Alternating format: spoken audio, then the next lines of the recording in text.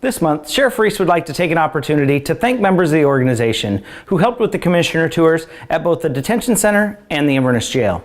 He'd also like to share with you an opportunity he participated in called Read Across America. Finally, we'd like to highlight the agency's Benevolent Fund, share with you how it helps the membership and how you can become involved. We have no retirees this month, but we look forward to bringing you back that segment next month. We recently welcomed the Board of Commissioners and their staff into our jails, and I'd like to recognize your efforts in facilitating the process. We did things a little different this year. In contrast to previous years, a presentation was given by the captain of each facility prior to the tours. This allowed for a distraction-free opportunity to provide an overall view of the MCSO correction system, as well as more detailed information regarding important inmate services and programs. This information helped bring meaning and context as the commissioners navigated through the facilities. Along the way, staff provided valuable insight to many of the operational challenges we face and demystified the day-to-day business of corrections. Thank you to everyone who assisted with this important mandated visit by county commissioners. Earlier this month, I once again had the privilege of participating in the annual Read Across America event, developed and sponsored by the National Education Association and celebrated each year on March 2nd, the birthday of Dr. Seuss. This year marked the 20th anniversary of the program, which was designed to help raise awareness of the important role reading plays in a child's life and academic success. Political figures, business leaders, celebrities, and athletes joined teachers, parents, and others in schools across the nation this day to read books to kids. I encourage anyone interested to learn more about the program and how they can get involved by visiting the National Education Association's website. This year, I read the book Captain Underpants to both third grade classes at Maplewood Elementary School in Southwest Portland. It was a lot of fun, and I wanted to quickly share with you a few thank you letters the children afterwards sent me. It also gives me an opportunity to answer a couple of important questions they posed. Dear Mr. Reese, thank you for coming to Maplewood School today. I really liked your Captain Underpants book that you brought for the read aloud. It really made me laugh. My question is, do you like or have you seen owls? My favorite animal is an owl. What's your favorite animal? Sincerely, Gabriel. Well, Gabriel, I like dogs. And then this one's from Arthur. Dear Mr. Reese, I really like the expression in your voice. Do you like snakes? Arthur, I don't really like snakes. And then finally, Dear Sheriff Mike Reese, thank you for sharing the handcuffs and thank you for coming to our school. P.S. I have handcuffs too.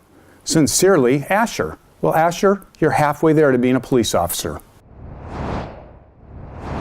Finally, I'd like to take the time to mention an important and valuable program here at the Sheriff's Office that you either may not know of or have forgotten about.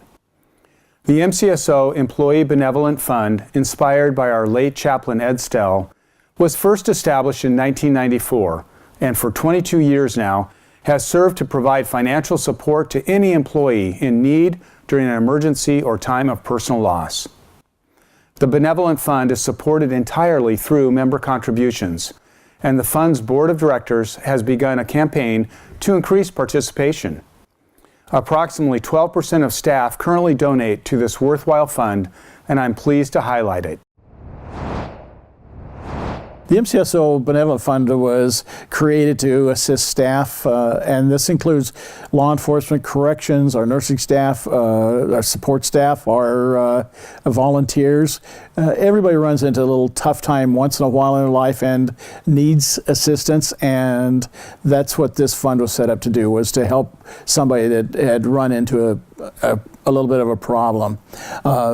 It's governed by a board of directors. There's about 8 people on the board, and it comes from all the disciplines. So we have law enforcement, we have corrections, we have nursing staff, we have people from records, and then myself, of course, as a volunteer. And we get requests, we sit down and we go through them and evaluate and see what we can do to assist the person that's having a little bit of crisis in their life or just a real tough time. And that's where the real mission is. And again, where you can help is by donating some funds to help us be able to assist those members in the agency. I used the Benevolent Fund when my mother died in January 2011. I had no idea that I would ever need such a thing, but when it came time to have it, I was thrilled that it was there. Because with the money that they gave me, I was able to deal with having to move after she died. This helped me with the deposit at the new apartment.